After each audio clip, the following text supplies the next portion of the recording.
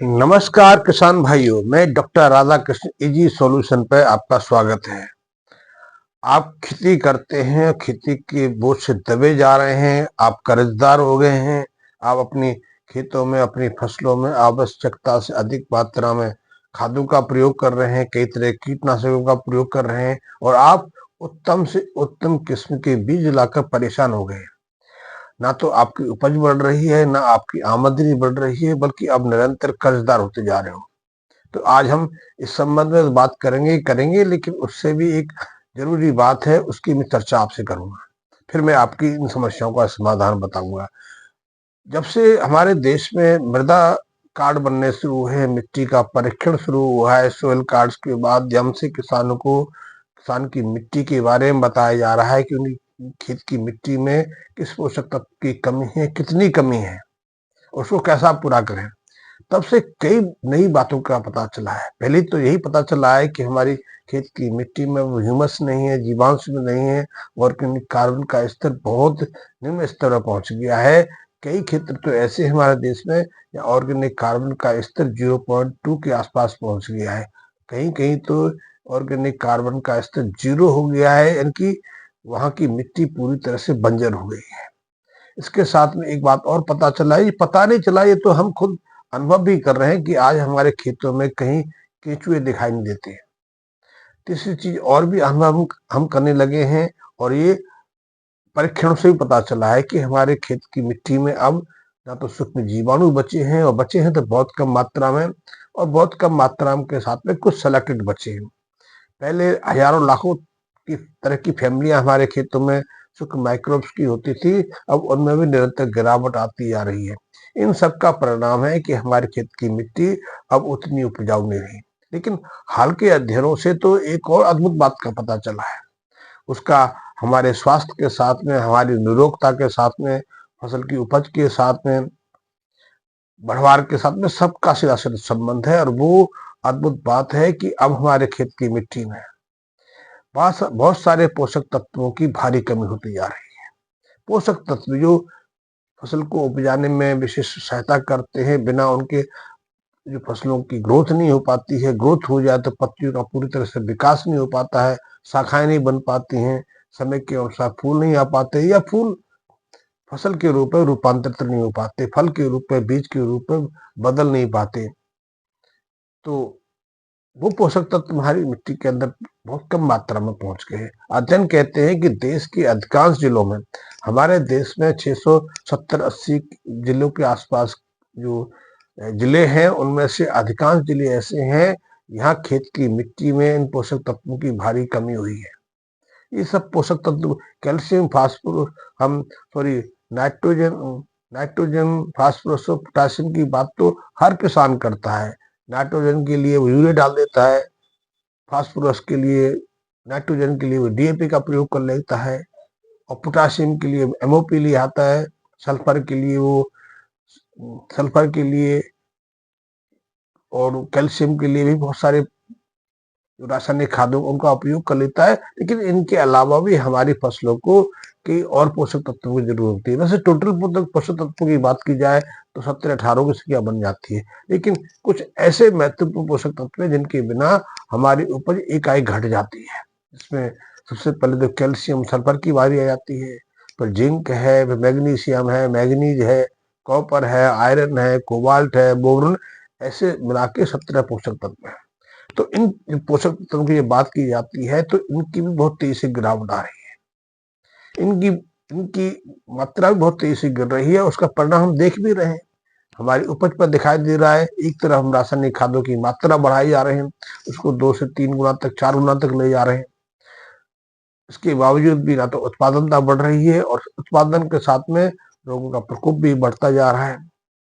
ये भी हम नोट कर रहे हैं कि अब हमारे बीजों में, हमारी फसलों में वो स्वाद नहीं रहा, वो गंध नहीं रहा जो पहले कभी होता था। हम अनुभव करते, टमाटर खाते तो टमाटर में वो खट्टापन नहीं है, हरी मिर्च में वो तीखापन नहीं है, हरी मिर्च अब कड़वी हो गई है, जैसे कि हम नीम की पत्ती खा रहे हैं। ये सारी फसलों के साथ में है। लौकी भी कड़वी अनुभव होती है। पहले लौकी का तोरी का टेस्ट नहीं होता था, जो मसाले हम डालते थे उसी से उसमें स्वाद भरता था।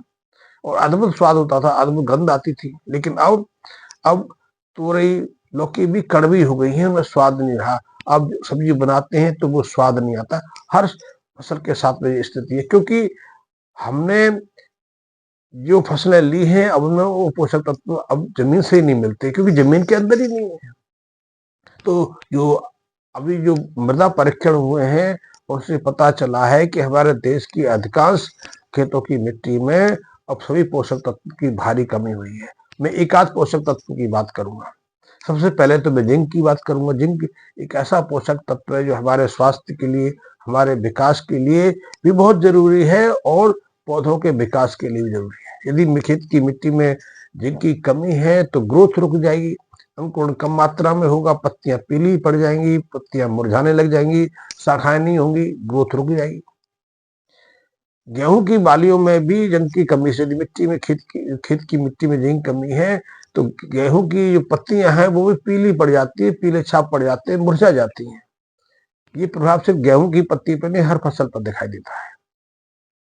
ग्रोथ रुकेगी, फोटोसिंथेसिस क्रिया नहीं होगी, और फोटोसिंथेसिस की प्रकाश संश्लेषण की क्रिया नहीं होगी तो पौधे ग्रोथ नहीं कर पाएंगे, पौधों का विकास नहीं हो पाएगा, और विकास ही नहीं हो पाया तो उपज कहाँ उम्मीद कर सकते हैं। अध्ययन के जो अभी हाल में जो परीक्षण हुए हैं उससे पता चला है कि देश की अधिकांश जिलों की मिट्टी में 40 से 50% के आसपास जिनकी कमी हुई है।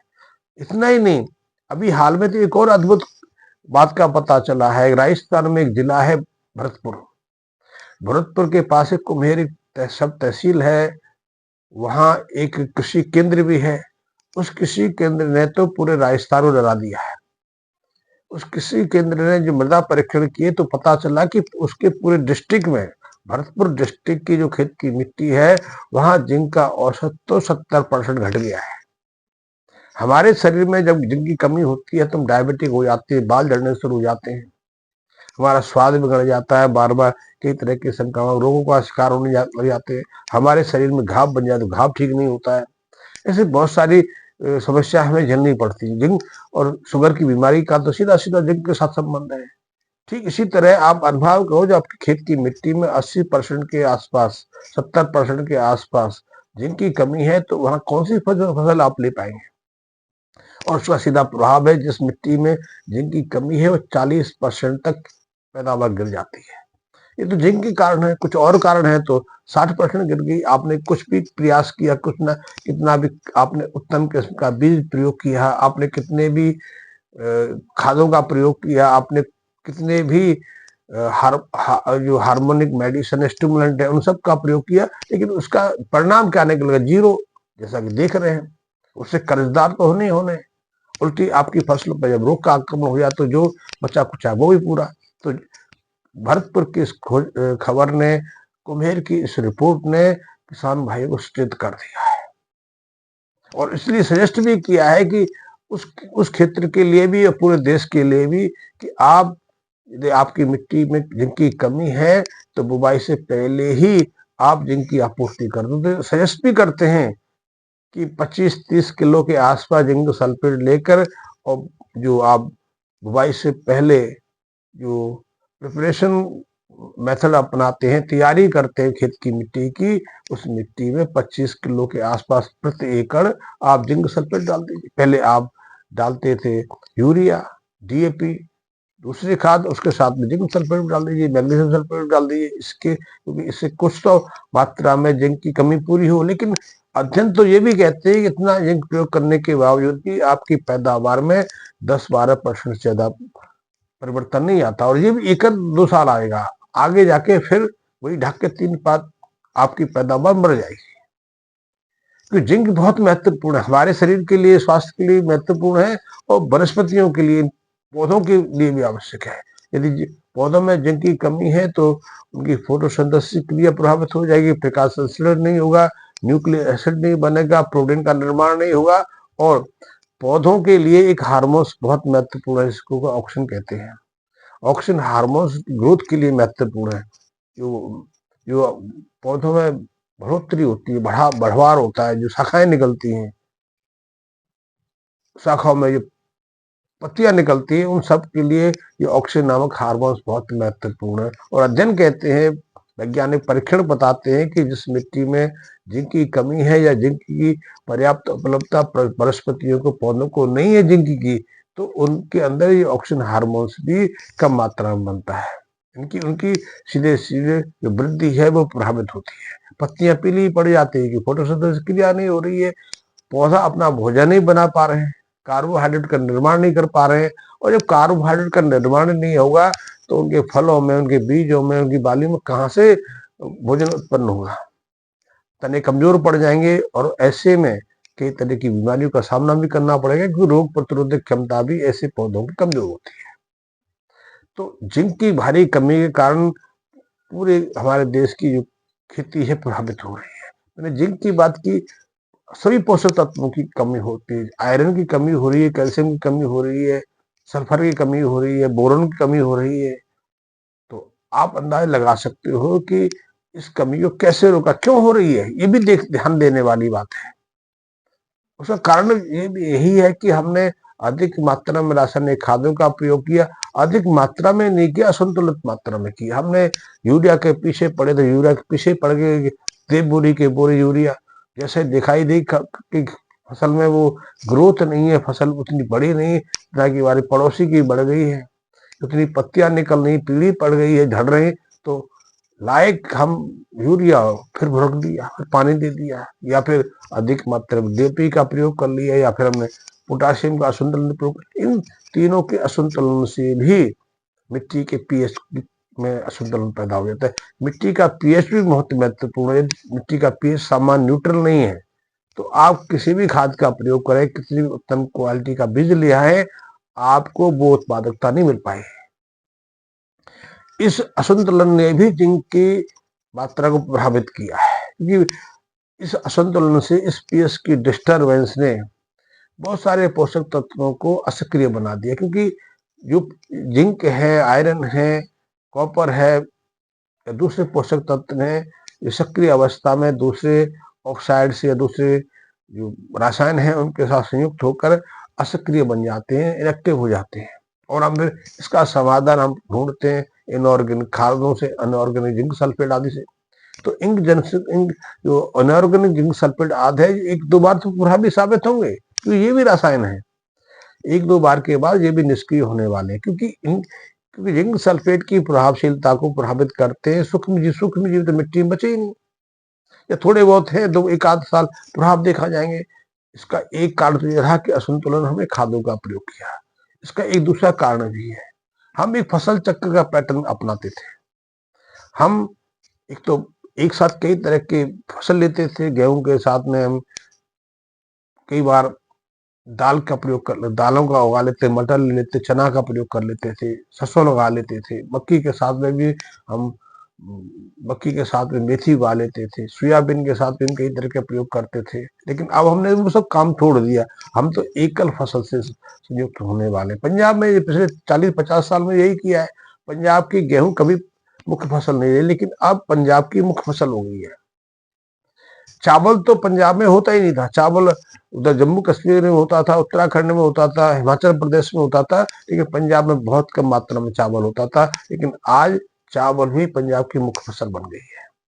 और पंजाब में 2-3 फसलें होती हैं, गेहूं, चावल, आलू और फिर गन्ना, और कोई फसल वहां नहीं होती।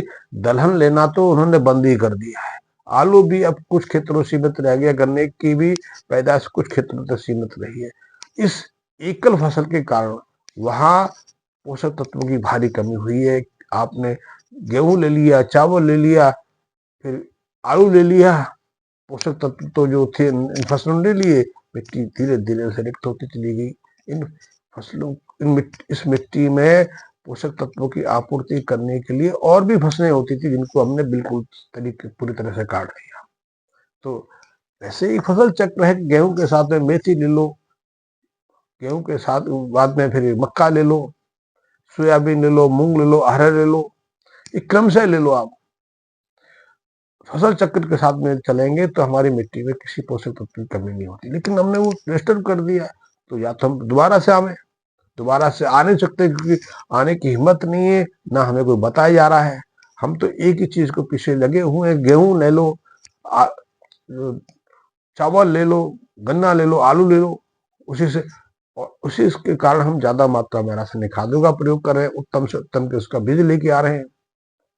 इन बीजों को गारंटी दी जाती है कि ये बीज डालने से 60 क्विंटल प्रति एकड़ के हिसाब से आपकी पैदावार होगी, और यदि नहीं होगी तो ज्यादा खाद डाल दो। ज्यादा खाद डालोगे बीमारियां आएंगी, तो बीमारी के लिए आप कीटनाशक का प्रयोग कर लो। तो उसी चक्कर में फंस गए आप। खर्चा ज्यादा हो रहा है, आमदनी कम है, उससे निकलना नहीं चाहते। निकलने के लिए सहज रास्ता, वही मैं आपको बताना चाह रहा हूँ कि सहज रास्ता यही है कि आप संतुलित अवस्था में, सामान्य अवस्था में विचार पूर्वक खेती करना शुरू करिए। विचार पूर्वक यही है कि थोड़ा सा प्राकृतिक रूप अपना लीजिए, मिट्टी को कुछ सामान होने दीजिए, सांस लेने दीजिए। मिट्टी में सांस लेने का भी अब वक्त नहीं मिला। मिट्टी को अपना अवसर नहीं है कि वो 2 क्षण विश्राम करके अच्छे से सांस ले पाए, क्योंकि हम उसको कभी रिक्त छोड़ते नहीं, खाली छोड़ते नहीं। पहले हम छोड़ते थे, और ये आप नहीं छोड़ते थे, हम नहीं छोड़ते थे। पश्चिमी जगत जो इसको हम सबसे ज्यादा शिक्षित, एडवांस मानते हैं, वहां भी 2-2.5 साल, 200, 250 साल पहले यही क्रम था। वो भी 2-3 फसलें लेने के बाद कम से कम 6 महीने के लिए अपने खेतों को खुला छोड़ देते थे, ताकि मिट्टी सांस ले पाए, मिट्टी अपने को फिर से सामान्य अवस्था में ला पाए, अपनी पोषकता को पूरा कर पाए।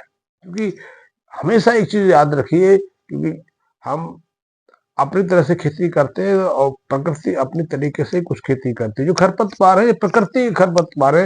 ये खरपतवार है, प्रकृति की जो कमी पेशी को पूरा करने वाले हैं। ये खरपतवार है, ये मिट्टी को विशेष पोषकता प्रदान करने के लिए होते हैं। वो चक्कर तो हमने तोड़ दिया। अब तो हमने एक और चीज सीख लिया कि जैसे ही पेस्टिसाइड, जैसे ही हमारे खेत में किसी तरह खरपतवार विकसित हो, उस हर्बिसाइड डाल के मार दो, तो उसका असंतुलन कारण है। तो मेरा आपको सुझाव है कि आप जब भी खेती करें, क्योंकि आप किसान हैं, आपने मिट्टी को बचाना है, मिट्टी को जिंदा रखना है, क्योंकि आपकी सांस उसी के साथ जुड़ी है, आपकी जिंदगी उसी से जुड़ी है, आपके परिवार का संबंध उसी के साथ में है।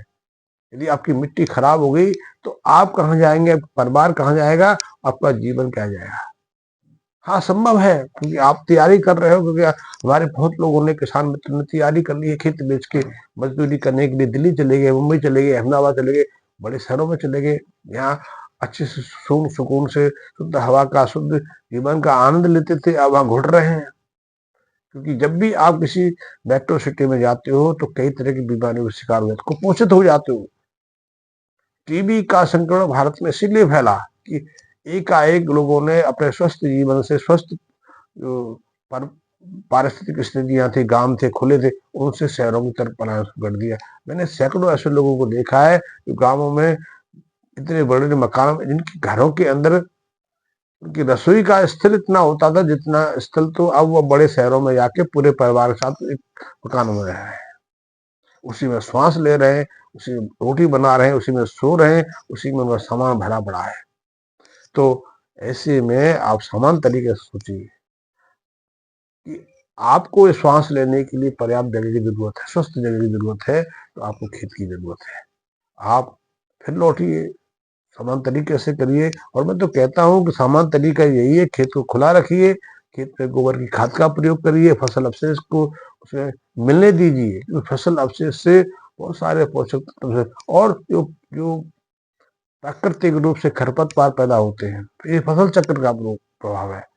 आप कम से कम, आप जो फसल लेते हो उसके मध्य 25-30 दिन का समय निकाल के, 40 दिन का निकाल के उसमें ढैंचा लगा सकते हो, बसरीम लगा सकते हो उसमें।